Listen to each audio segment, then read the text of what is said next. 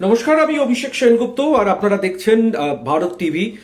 যদিও কিছু টেকনিক্যাল সমস্যার কারণে ভারত টিভির আমাদের যে অফিসিয়াল ফেসবুক পেজ, সেই ফেসবুক পেজ থেকে আমরা লাইভে আসতে পারছি না, কারণ সদ্য মেকিং করা হয়েছে এই ফেসবুক পেজ, এবং যেখানে ফেসবুকের নির্দেশাবলী যে নিয়মাবলী রয়েছে, সেই নিয়মাবলী অনুযায়ী 60 দিন হতে হবে পেজের বয়স এবং 100 জন ফলোয়ার হতে হবে, তাহলেই সেই ফেসবুক পেজ থেকে লাইভে আসা যাবে, অর্থাৎ সরাসরি সম্প্রচার সেটা করা যাবে। ফলে সেই জায়গা থেকে দাঁড়িয়ে আমি আমার ফেসবুক পেজ থেকে, আমার নিজের পার্সোনাল অ্যাকাউন্ট থেকেই লাইভ করছি। আমরা জানি এই মুহূর্তে বাংলা জুড়ে কেন সারা দেশ জুড়ে সব থেকে বড় আলোচ্য যে বিষয়, সেই বিষয়টি হচ্ছে বারবার ঘটছে যে ঘটনা, সেটা হচ্ছে রেল দুর্ঘটনা। এবং সেই রেল দুর্ঘটনা নিয়ে ইতিমধ্যেই উঠেছে একাধিক প্রশ্ন। রাজ্যের মুখ্যমন্ত্রী মমতা বন্দ্যোপাধ্যায় থেকে শুরু করে অভিষেক বন্দ্যোপাধ্যায়, ডায়মন্ড হারবারের সাংসদ তথা তৃণমূল কংগ্রেসের অত্যন্ত গুরুত্বপূর্ণ মানুষ, সেই অভিষেক বন্দ্যোপাধ্যায় তিনি সংসদে একাধিক প্রশ্ন তুলেছেন, এবং রেলমন্ত্রী অশ্বিনী বৈষ্ণবের যে অ্যাক্টিভিটি, যে তার মন্ত্রিত্ব চালানোর যে ধরন, সেই ধরন নিয়ে কিন্তু প্রশ্ন ওঠা ইতিমধ্যেই শুরু হয়ে গিয়েছে। এবং সেখান থেকে দাঁড়িয়ে আগামী দিনে কি ভবিষ্যৎ হতে চলেছে ভারতীয় রেল দপ্তরের, মন্ত্রিত্বে কি থাকছে অশ্বিনী বৈষ্ণব, সেই বিষয়টাকে নিয়ে কিন্তু আজ আমাদের ফেসবুক লাইভ। এবং আপনাদেরকে জানিয়ে রাখি, ভারত টিভির হাতে উঠে এসেছে চাঞ্চল্যকর তথ্য, যে তথ্য কিন্তু যেদিকে ইঙ্গিত করছে, সেই ইঙ্গিতে একটি বড় কিন্তু বিষয় সামনে চলে আসছে। অর্থাৎ অশ্বিনী বৈষ্ণব, গতবারও আমরা দেখেছিলাম তিনি মন্ত্রিত্ব সামলেছিলেন রেলের, ভারতীয় রেল মন্ত্রিত্বের, এবং পরবর্তী সময় এবারে 2024 লোকসভা নির্বাচনের পর যে জোট সরকার গঠন করা হয়েছে দিল্লির তরফ থেকে, সেই জোট সরকারেও কিন্তু রেল মন্ত্রিত্ব গিয়েছে সেই অশ্বিনী বৈষ্ণবের হাতেই। কিন্তু প্রশ্ন উঠছে যে বারবার করে যে এই সমস্যাগুলো তৈরি হচ্ছে, বিভিন্ন জায়গায় যে রেলের যে দুর্ঘটনা ঘটছে, এই দুর্ঘটনার দায়টি কে নেবে, এবং সেই দুর্ঘটনা ঘটার মূল যে কারণ, কি কারণে ঘটছে, তার কোনো আইডেন্টিফিকেশন এখনো পর্যন্ত পর্যাপ্ত পরিমাণে রেল দপ্তরের তরফ থেকে কিন্তু সামনে রাখা হচ্ছে না। আমরা জানি যে আজ অর্থাৎ বুধবার শিলিগুড়ির রাঙাপানিতে আরও একটি মালগাড়ি, 2টি বগি লাইনচ্যুত হয়েছে।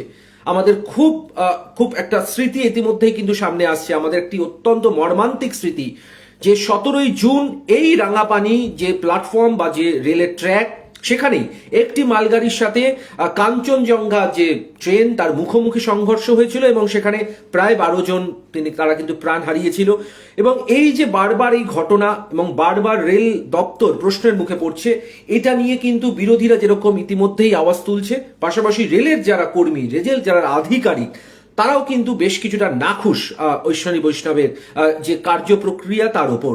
এবং আমরা যে রেল দপ্তর সূত্রে যেটা জানতে পারছি, যে অশ্বিনী বৈষ্ণব, যিনি দীর্ঘদিন ধরে রেলের এজেন্ডা সামনে আসছেন, রেলের ঝান্ডা নিয়ে এগিয়ে চলছেন, সেই অশ্বিনী বৈষ্ণবের কিন্তু যে অ্যাক্টিভিটি, সেই অ্যাক্টিভিটি কিন্তু কোথাও গিয়ে সমর্থন তিনি পাচ্ছেন না। এবং যেটা আমরা জানিয়েছিলাম, আজকে যে ভারত টিভির পর্দায় আমরা একটা বড় আপডেট দিতে চলেছি আপনাদের কাছে, যে আগামী শুক্রবার যে 2 তারিখ 2রা আগস্ট অশ্বিনী বৈষ্ণবের কিন্তু ভাগ্য নির্ধারণ হতে চলেছে। একদম ঠিক শুনছেন, অশ্বিনী বৈষ্ণব রেল মন্ত্রিত্ব পদে থাকবেন কিনা, সেটাই কিন্তু নির্ধারণ হবে আগামী শুক্রবার। প্রধানমন্ত্রীর দপ্তর অর্থাৎ পিএম দপ্তরের তরফ থেকে একটি কোর কমিটির বৈঠক আয়োজন করা হয়েছে, যে কোর কমিটির মধ্যে অশ্বিনী বৈষ্ণব পড়তেন। কিন্তু সব থেকে উল্লেখযোগ্য যে বিষয়, ইতিমধ্যেই আমাদের কাছে যে খবর আছে সূত্র মারফত, সেখানে কিন্তু অশ্বিনী বৈষ্ণবকে রাখা হচ্ছে না, এবং সেই রাখা না হওয়ার যে ইঙ্গিত, সেটা খুব স্পষ্ট। অশ্বিনী বৈষ্ণবের তার যে দপ্তর অর্থাৎ রেল দপ্তরের যে সাম্প্রতিককালে যে কার্য প্রক্রিয়া, যে ঘটনা, সেই ঘটনাক্রম কিন্তু অনেকাংশেই কিন্তু সমস্যা তৈরি করছে সরকারের ক্ষেত্রে। সদ্য সরকার নির্বাচিত হয়েছে, এবং সেই সরকারের ক্ষেত্রে যথেষ্ট বুমেরাং হয়ে দাঁড়াচ্ছে কিন্তু অশ্বিনী বৈষ্ণবের রেল দপ্তরের একের পর এক রেল দুর্ঘটনা।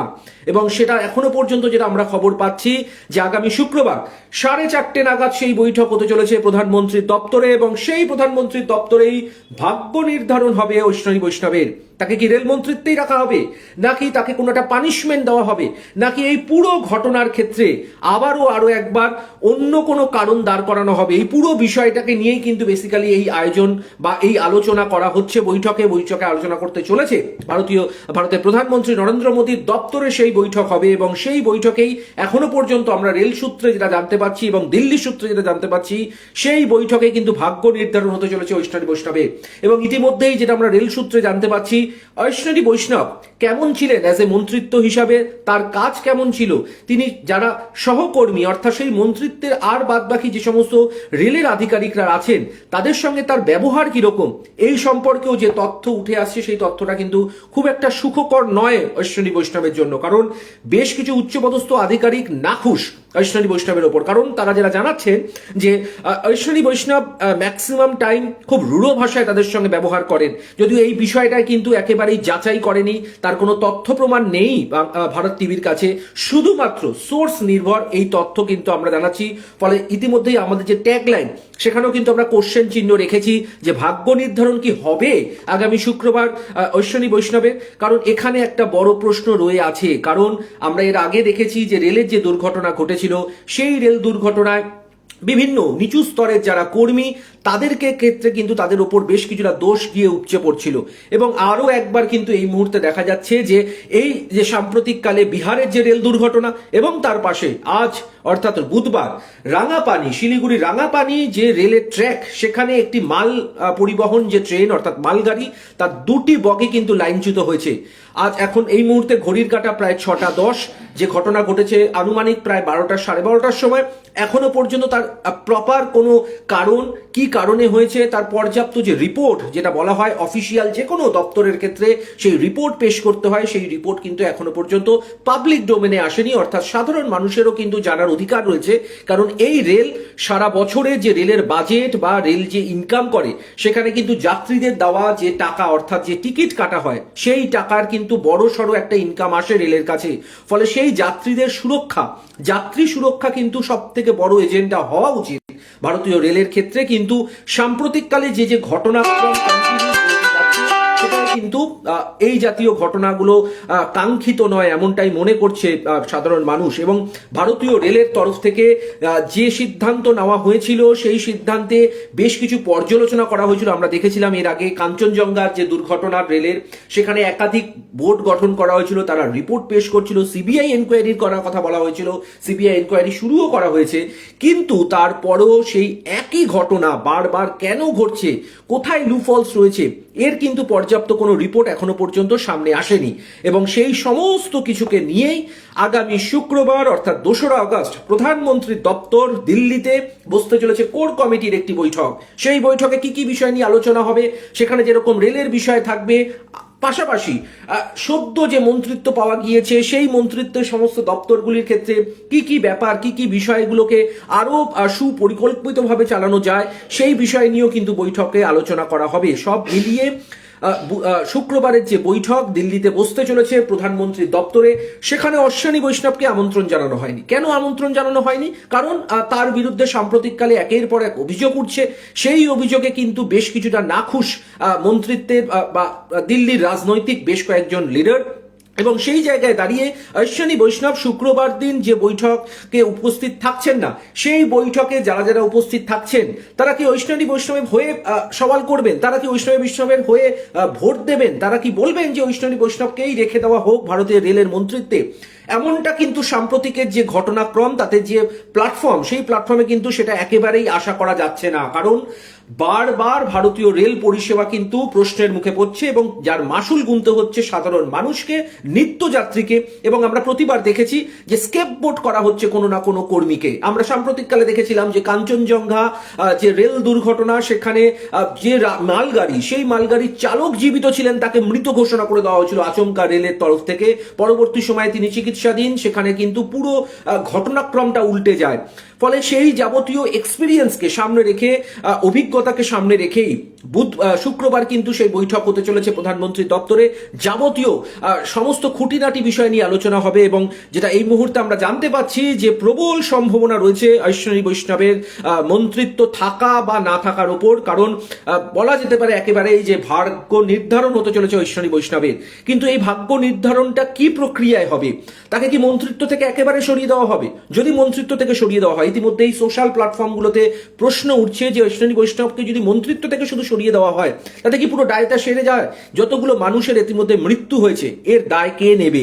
কোন পরিষেবা নেবে? কারণ আমরা দেখেছিলাম যে রাজ্যের ক্ষেত্রে, পশ্চিমবঙ্গের ক্ষেত্রে যখনই এই জাতীয় আমরা জানি একটা ভয়ঙ্কর অভিজ্ঞতার কথা, পোস্তা উড়ালপুর ভেঙে যায় এবং সেখানে বেশ কিছু মানুষের মৃত্যু হয়, সেখানে কিন্তু এই প্রশ্নটা তোলা হয়েছিল বিরোধীদের তরফ থেকে যে এর দায়কে নিতে হবে কিন্তু পশ্চিমবঙ্গ সরকারকে। ফলে একইভাবে এই প্রশ্নটাও উঠছে, তাহলে এই যে ঘটনা ঘটেছে, যে রেলের দুর্ঘটনা, রেলের মন্ত্রিত্বে রয়েছেন বিজেপির একজন, অর্থাৎ বিজেপি গভর্নমেন্টের রয়েছে, এবং সেই অশ্বিনী বৈষ্ণবের কোনো রকম অ্যাক্টিভিটি কেন থাকবে না? কেন তার বিরুদ্ধে ডিপার্টমেন্টাল কোনো এনকোয়ারি বসানো হবে না? কেন তাকে কোনো প্রশ্নের সম্মুখীন হতে হবে না? যে এজেন্সি ইনভেস্টিগেশন করছে সেই এজেন্সি আধিকারিকরা কেন রেল মন্ত্রীকে ডিরেক্টলি কোনো ইন্টারোগেশন করা হবে না? তার কাছ থেকে কেন কোনো রিপোর্ট চাওয়া হবে না? সিসিটিভি ফুটেজ, রেলের ড্যাশবোর্ড, রেলের যাবতীয় খুঁটিনাটি, সেই বিষয়গুলোকে পুঙ্খানুপুঙ্খ কেন রকম তদন্ত করা হবে না? এই প্রশ্ন কিন্তু ইতিমধ্যেই উঠছে সোশ্যাল প্ল্যাটফর্ম থেকে। ফলে সব মিলিয়ে আগামী শুক্রবার অশ্বিনী বৈষ্ণবের ভাগ্য অনেকাংশেই নির্ধারণ হতে চলেছে এবং সেই দিকে কিন্তু গোটা বাংলা তাকিয়ে আছে, গোটা দেশ তাকিয়ে আছে। এবং অবশ্যই আমরা আপনাদেরকে সেই সমস্ত তথ্য আপনাদেরকে তৎপরতার সঙ্গে আপনাদের কাছে পৌঁছে দেব।